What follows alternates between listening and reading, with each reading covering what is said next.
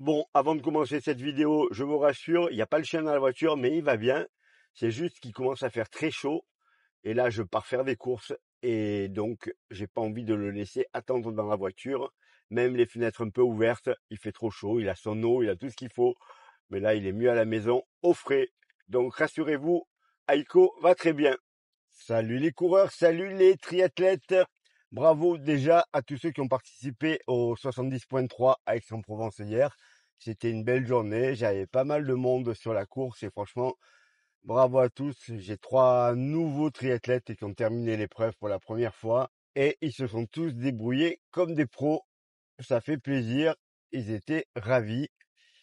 Mais cette vidéo, elle vient d'une discussion que j'ai eue avec un des 3 triathlètes qui a terminé sa course hier pour la première fois, qui a fait une très belle perf, comme je disais.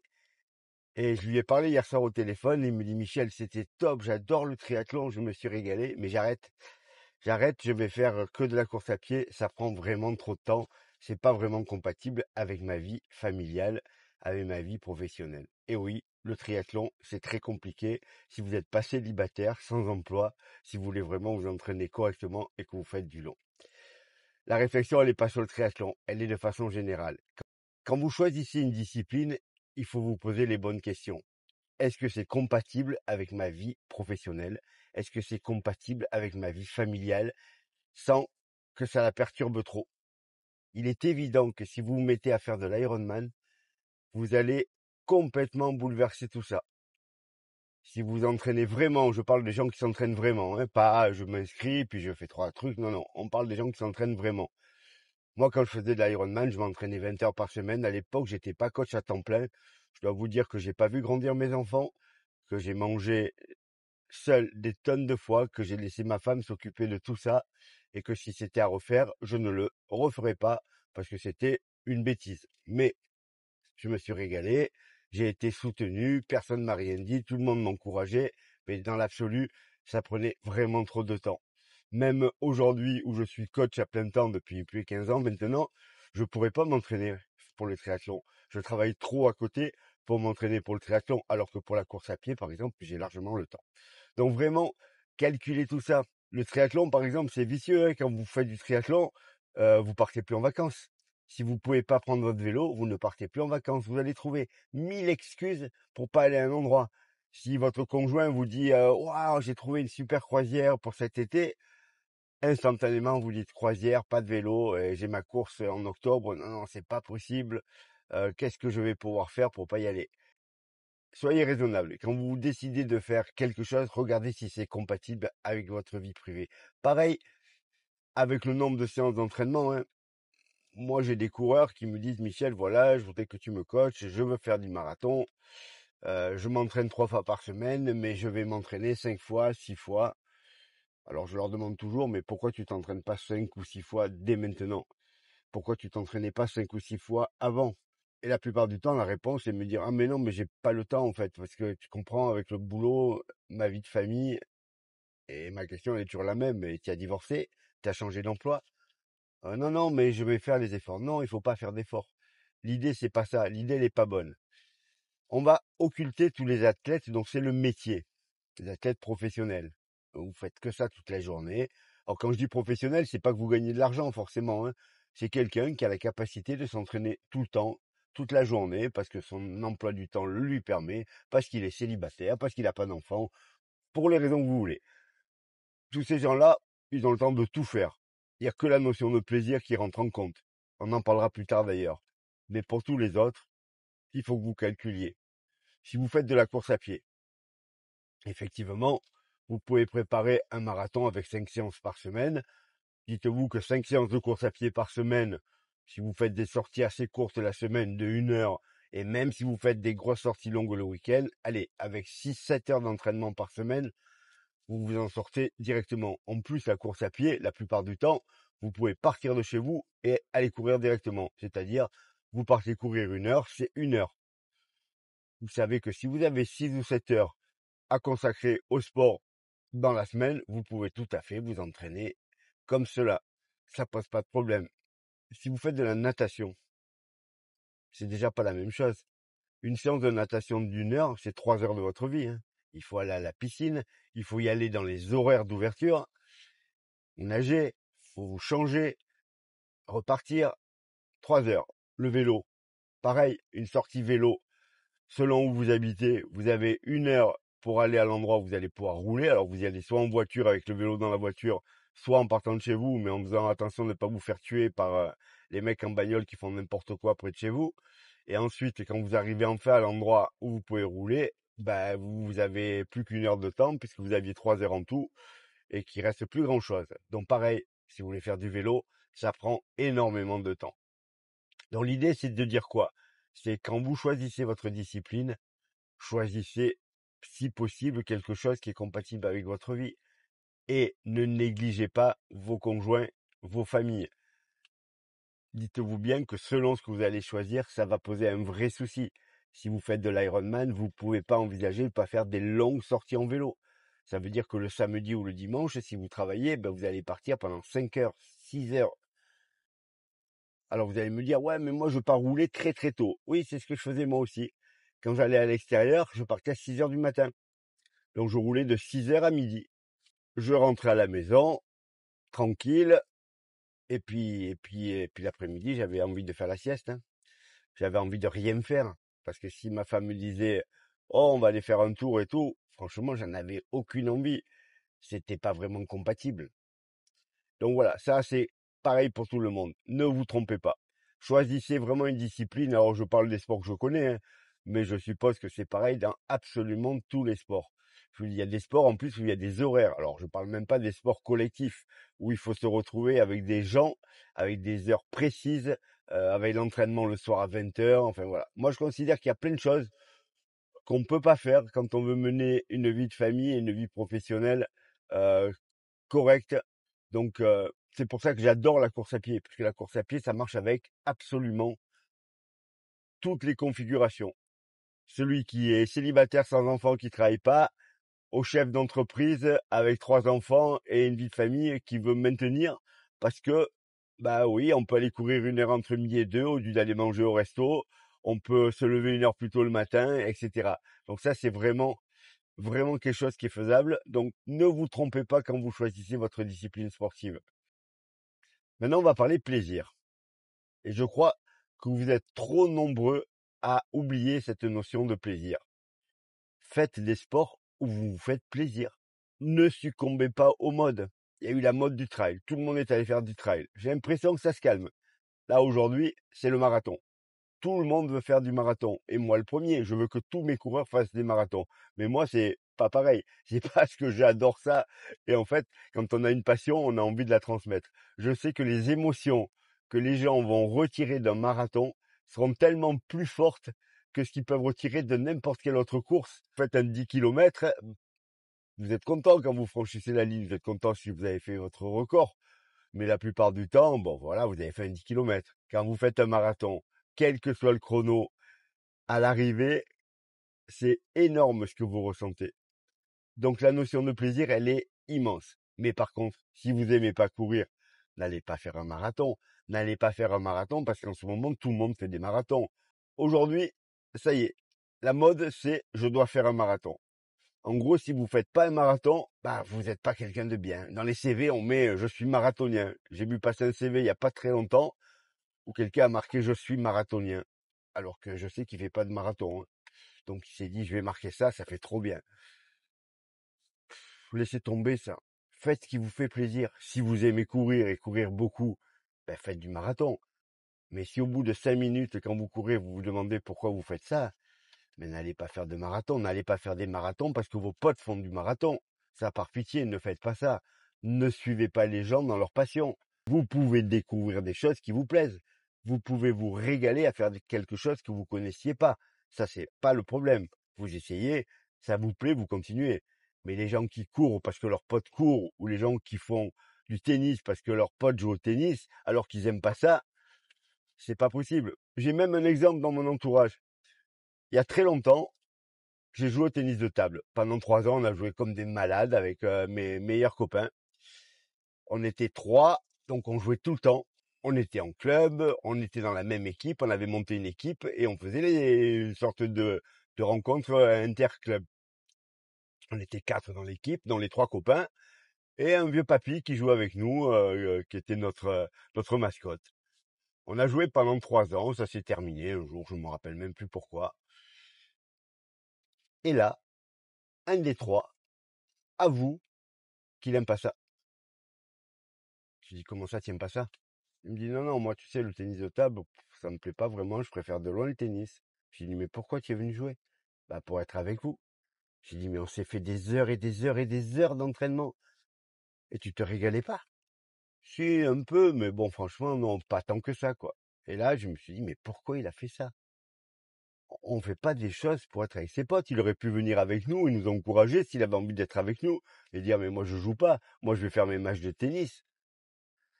Ça, je suis honnête, je comprends pas, hein. Alors peut-être c'est parce que j'ai pas l'esprit sacrificiel, mais le sport, ça doit rester un plaisir. Ne faites pas quelque chose qui ne vous fait pas plaisir. Quand il y a eu la mode du trail, tout le monde disait: «Michel, tu fais pas du trail, tu fais pas l'UTMB», alors que tu connais les organisateurs. Ben non, je fais pas l'UTMB, je fais pas du trail, j'aime pas ça, quoi. Je déteste ça. Je déteste manquer de me tordre les chevilles à tout moment.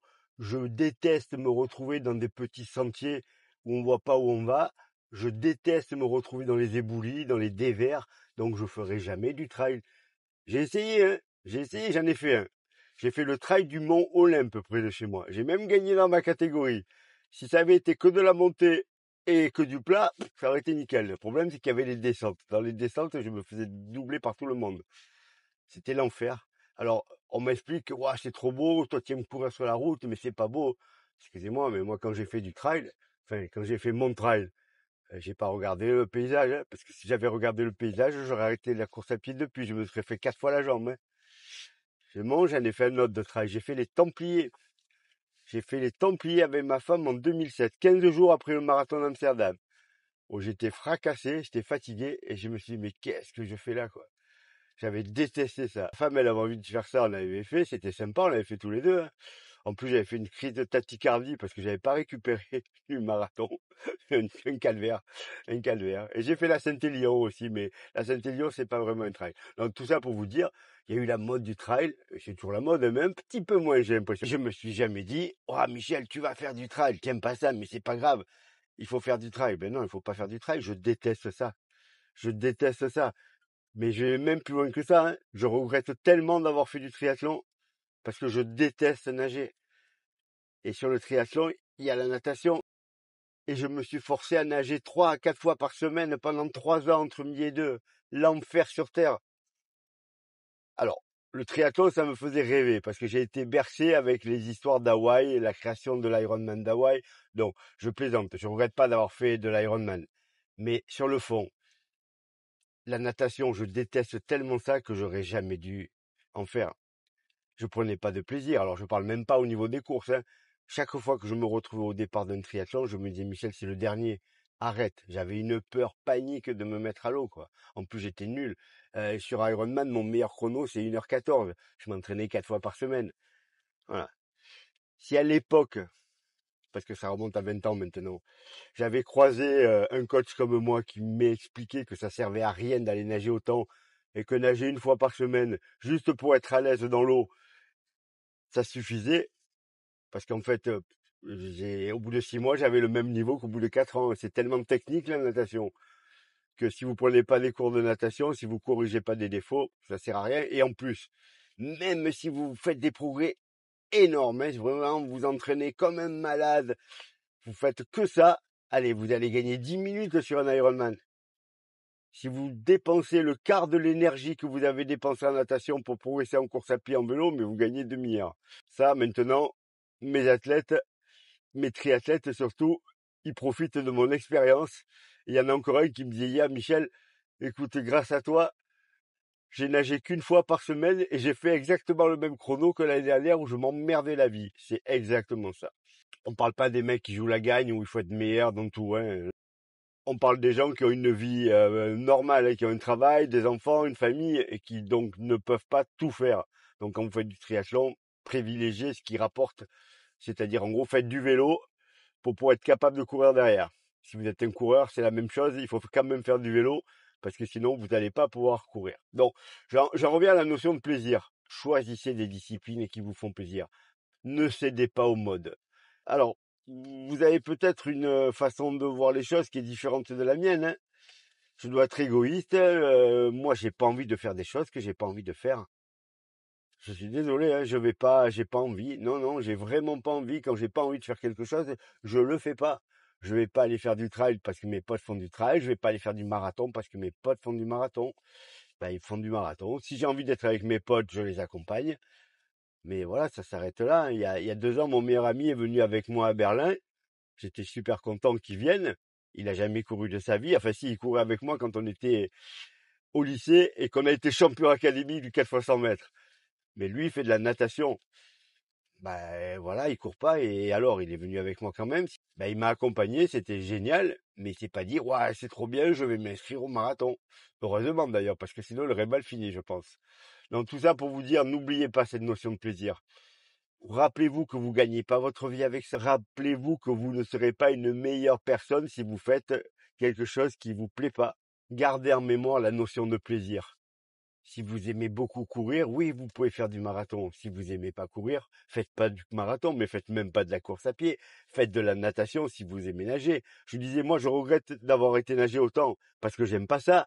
Mais je connais des gens qui vont nager tout le temps et qui se régalent. Dans mon groupe de triathlètes, il y a Jean-Marie qui va nager 3 fois par semaine, qui est très bon. Il se régale. Je le taquine souvent en disant ça sert à rien pour ton triathlon. Mais n'empêche que lui, il fait ce qu'il faut. Il se régale à nager. Donc il a bien raison d'aller nager. Et s'il pouvait aller nager plus, ça serait encore mieux. Même si l'intérêt de nager en piscine, il me paraît très réduit. Mais là, je le taquine parce que moi, je suis capable de faire 30 bornes sur un stade en tournant en rond. C'est exactement la même. On est tous tarés dans nos têtes. Mais le tout, c'est d'être taré avec ses plaisirs à soi, pas avec les plaisirs des autres. Gardez ça en mémoire. Vos plaisirs à vous, pas ceux de vos potes, pas ceux de votre conjoint, pas ceux de vos enfants, vos plaisirs à vous. Simplement, vous vérifiez que vos plaisirs soient compatibles avec votre vie. Si c'est pas compatible, il faut trouver un terrain d'entente. Si vous n'avez pas le temps de vous entraîner pour faire de l'Ironman et que vous aimez faire du triathlon, ben vous faites du triathlon plus court, qui demande beaucoup moins de vélo, qui prend trop de temps. Si vous n'avez pas le temps de courir 5 fois par semaine ou au minimum 4 fois par semaine, ne vous lancez pas sur Ironman, encore moins sur 100 km ou ultra trail, ou ce que vous voulez. C'est pas raisonnable. C'est pas raisonnable et vous n'allez pas en tirer de satisfaction. Si c'est juste pour pouvoir mettre une photo sur Instagram en disant j'ai fait le marathon 2, j'ai fait l'UTMB, laissez tomber, arrêtez avec ça. Arrêtez. Alors je vous dis pas de ne pas être fier de ce que vous faites, bien au contraire, hein. Vous avez tout à fait raison d'être super fier. Et comme je dis souvent, la perf, elle n'est pas importante. La seule chose qui compte, c'est de faire de votre mieux. Mais il y a des disciplines où vous pouvez pas faire de votre mieux parce que vous n'avez pas le temps. Donc, essayez de trouver quelque chose qui correspond à votre vie. Et je vous dis, gardez cette notion de plaisir plus que de performance. Si vous prenez du plaisir, les performances, elles le suivront. C'est comme ça. Moi, je me régale à courir si je suis encore bon maintenant. Si je cours encore après 40 ans de course à pied, si je fais encore des prépas marathon, c'est parce que j'aime ça. Ça fait très longtemps que j'aurais arrêté sinon. Je croise des coureurs avec qui je me battais il y a 20 ans qui me disent, mais Michel, comment tu fais pour continuer à courir comme ça? Nous, on a arrêté, moi, je peux plus, j'ai plus envie, c'est pas possible. Bah, c'est qu'en fait, ils aimaient ça moins que moi. Moi, j'ai toujours aimé ça. J'aurais adoré être un champion. J'aurais adoré être bon. J'ai une admiration sans borne pour les champions. Donc, en fait, je prends du plaisir à courir. Je prends du plaisir à faire ça. S'il n'y avait pas cette notion de plaisir, il n'y aurait plus d'entraînement. En ce moment, c'est difficile pour ça. Parce que ma notion de plaisir, elle est un petit peu limitée par ma douleur au tendon d'Achille, qui m'empêche pas de courir, mais qui rend les footings compliqués. Quand je vais faire une séance, ça va, parce que je suis focus sur la séance. C'est-à-dire là, la séance elle est difficile, que j'ai mal ou pas mal, ça change pas grand-chose. Par contre, quand je vais pas refaire un footing, là tout à l'heure, je vais aller courir 1 heure. Je sais que je vais avoir mal, c'est plus dur. Si j'écoute mon concept, je devrais pas y aller. Le problème, c'est que je prépare le marathon de Berlin avec l'idée de performer, de gagner. Donc, il faut que je m'entraîne. Là, il y a un petit conflit parce que ce plaisir que je ressens à courir quand je m'entraîne, en ce moment, je suis honnête, il est limité par la douleur que j'ai. Là, le plaisir, il est plus dans le fait d'avoir fait la séance malgré la douleur. Mais pendant que je cours, je suis honnête, je prends peu de plaisir parce que j'ai mal. Et avoir mal, c'est pas agréable. Voilà les coureurs, voilà les triathlètes. Donc pour résumer cette vidéo, réfléchissez bien quand vous choisissez des disciplines, que ça soit compatible avec votre vie perso, professionnelle, familiale. N'allez pas mettre tout ça en danger. Et ensuite, choisissez des disciplines où vous prenez du plaisir. Ne faites pas les choses parce que les autres le font. Ne faites pas les choses parce que vos copains le font. Faites ce qui vous fait plaisir à vous. Votre plaisir, pas celui des autres. Vraiment, c'est important. Ne tombez pas dans ce panneau de suivre tout le monde. Si vous voulez suivre vos potes qui font du marathon et que vous n'avez pas envie de courir, eh ben vous faites la pom-pom girl. C'est pas grave. Vous n'êtes pas obligé de faire la même chose qu'eux. Voilà les coureurs, voilà les triathlètes. Bon entraînement à tous et prenez du plaisir.